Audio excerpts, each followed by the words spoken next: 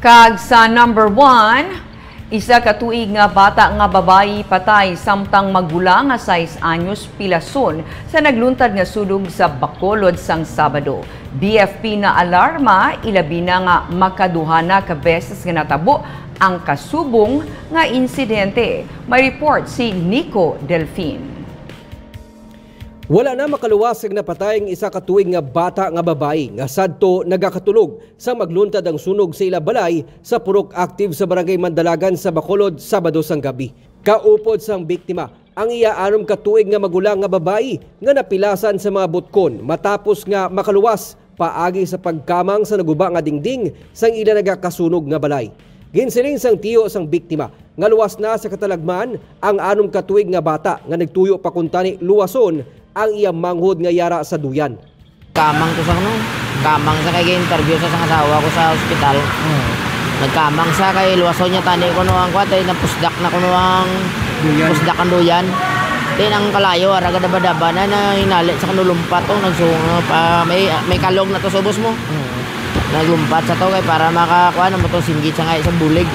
Ang mga bata ang gintugyan sa ila Iloy nga nagatrabaho nga caregiver sa ilang mga magulang nga 18 kag 14 anyos. Ugaling nagkadto sa malapit nga multipurpose gym ang ilang mga magulang para mamiesta kag ginbilin sila sa sulod sang balay. Para sa pamunuan sa Bacolod Bureau of Fire Protection, makaalarma na ang among nga insidente bangod makaduha na ka beses nga natabo ang kasubong nga insidente nga nabilin ang mga menor de edad sa sulod sang nagakasunog nga balay.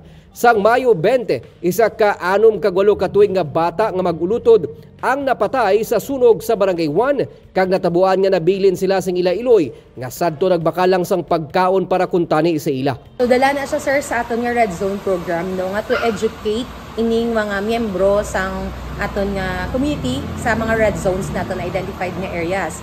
Kag we are even conducting fire safety lectures sa mga schools. We have the roadshow program para i-educate ang mga kabataan mismo. Nagwa sa pagpangusisa sang BFP nga wala sang supply sang kuryente ang pamilya, magluwas lang sa solar lights nga wala maggamit bangod sang maulanon nga panahon. Gani nagsindi sang kandilang magulutod nga among ginapatian ginhalinan sang kalayo. Full charge ang solar because nagaulan-ulan. So amo to nga sang gabi nagamit sila sang kandila no para sa sulod balay. Unfortunately amo na ginbili nila ang duha ka kabataan nga ginto na sang sunod natin ang itong kandila. Ang nalisdan nga pamilya ang naghinyo karon sang bulig. Bulig kay ang iyang bata amo tong napatay ginagatas ko na mo. Mga ila-sulod pa ni malay o isa may mga sulusubra kami napadala na naman dili kay sila nang pa buhi siya kabataan. Ang Bacolod DSSD ang naghahanda na para maproseso ang financial kag medical assistance para sa nahalitad sang sunog. Baga patigayan man sila sang psychosocial intervention sa mga magulutod nga nakaluwas sa sunog. Nico Delfin para sa DigiCast Negros.